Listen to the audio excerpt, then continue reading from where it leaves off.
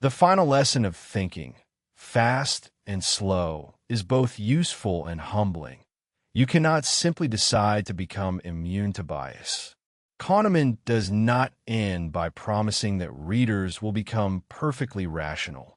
In fact, the book repeatedly suggests that recognizing our own errors in real time is difficult. The mind that makes the mistake is also the mind that must detect it. Very convenient arrangement. No possible conflict there. Welcome to the final episode of this summary. We bring together the two systems, heuristics and biases, overconfidence, choices, the two selves, and the realistic ways Kahneman thinks judgment can improve. The two-system framework gives us the basic map. System 1 is fast, automatic, associative, and often useful.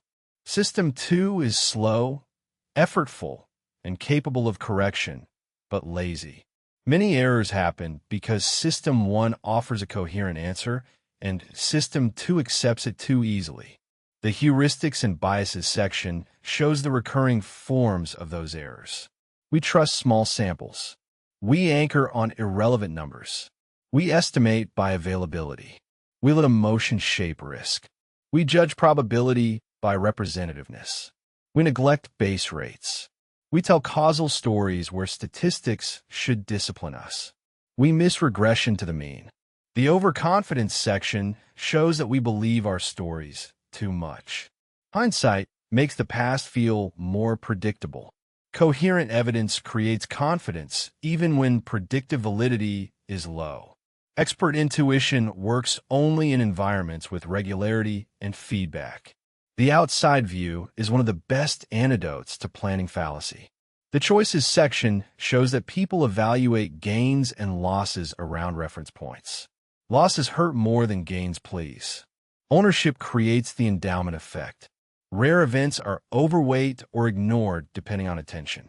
Narrow framing makes individual losses too powerful. Mental accounts help and distort. The two selves section shows that experience and memory diverge. The experiencing self lives the moments. The remembering self keeps the story and makes many future choices. Happiness, satisfaction, meaning, and memory are related but not identical.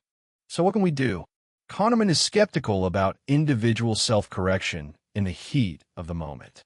Knowing about a bias does not mean you will feel it happening. The better strategy is often external. Create procedures, checklists, decision rules, reference class forecasts, premortems, and cultures where other people can challenge the story. This connects to the book's opening idea of intelligent gossip. We are better at spotting errors in others than in ourselves. That sounds like an insult, but it can become a design principle. Good organizations make it easier to criticize decisions before the outcome is known. They create language for error. They slow down important judgments. One practical tool is the outside view. Before asking how this project will unfold, ask how similar projects usually unfold. Before trusting a plan, identify the reference class. Before accepting an estimate, look for base rates. This will feel less inspiring than the inside view, but is often more accurate. Another tool is the premortem. Imagine that the project has failed, then ask why. This legitimizes doubt before failure happens. It gives System 2 and the group permission to search for neglected risks without sounding disloyal. Another tool is structured judgment. Instead of letting one global impression dominate, evaluate separate factors independently, use simple rules where evidence supports them, and delay intuition until after the evidence has been gathered. This reduces the halo effect and noise. For personal decisions, broad framing helps. Do not treat every small risk as a unique emotional trial. Use policies. Decide in advance how to handle repeated situations. A good policy can protect you from the panic of a single loss or the seduction of a single vivid story. For happiness and life choices, ask which self you are serving. Are you optimizing the story, the moments, or both? Are you exaggerating one factor because attention is focused on it? Are you remembering an experience by its ending while ignoring its duration? The most important attitude is statistical humility. Ask what you do not see. Ask how much evidence you really have. Ask whether the story is too coherent for the data. Ask what the base rate says. Ask whether confidence is coming from validity or merely from fluency. The appendices reinforce why Kahneman's work became so influential. His earlier paper with Tversky on judgment under uncertainty organized heuristics such as representativeness, availability, and anchoring into a research program. The point was not that people are irrational in a vague, dramatic sense. The point was that intuitive judgment follows identifiable procedures, and those procedures create predictable errors.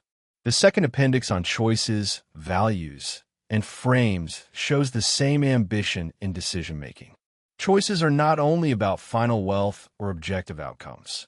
They depend on framing, reference points, loss aversion, and the psychological value of gains and losses.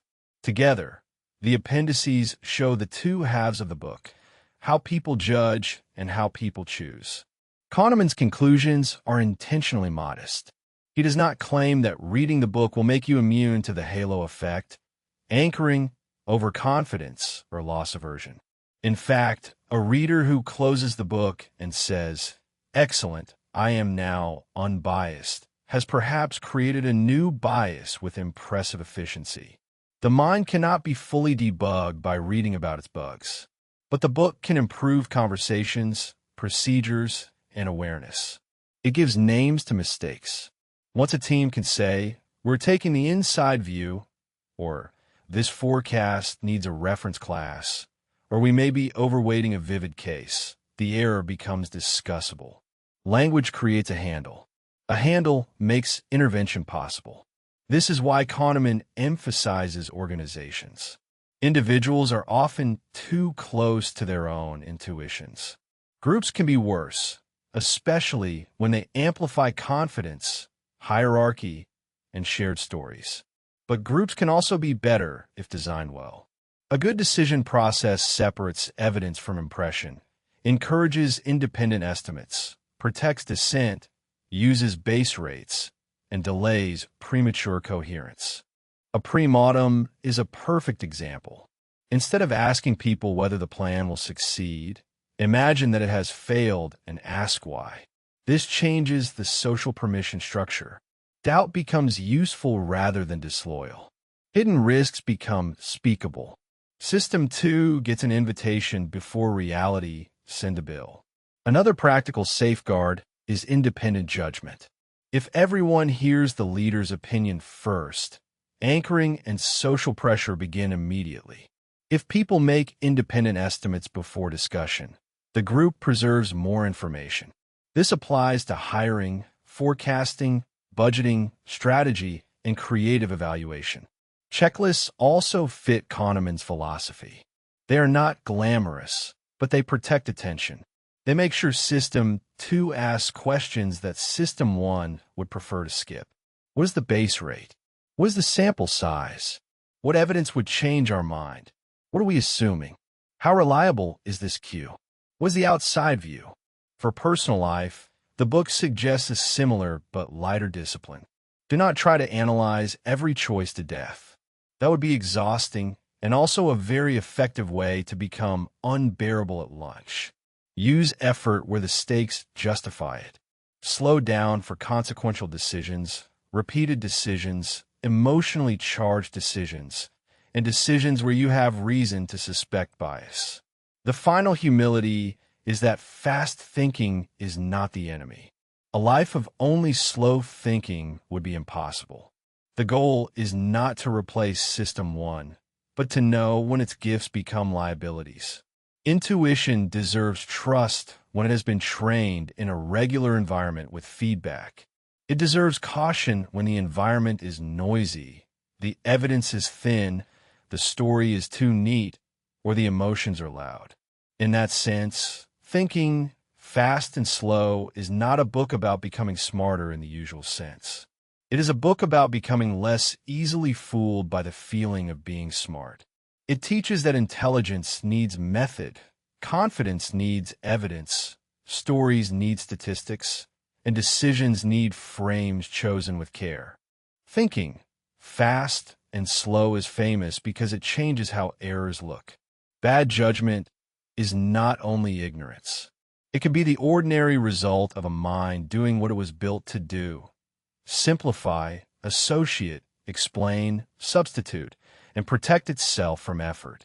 That is why better thinking requires systems, not just intentions.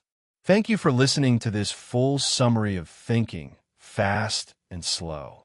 If you take one practice from the book, make it this: when a judgment matters, do not ask only, "What do I think?" Ask, "What question did my mind actually answer? What evidence is missing? And what would the outside view say?" Final close. Kahneman does not teach us to distrust every intuition. He teaches us to respect intuition's power, recognize its limits, and build enough structure around important decisions that fast thinking does not quietly run the whole show.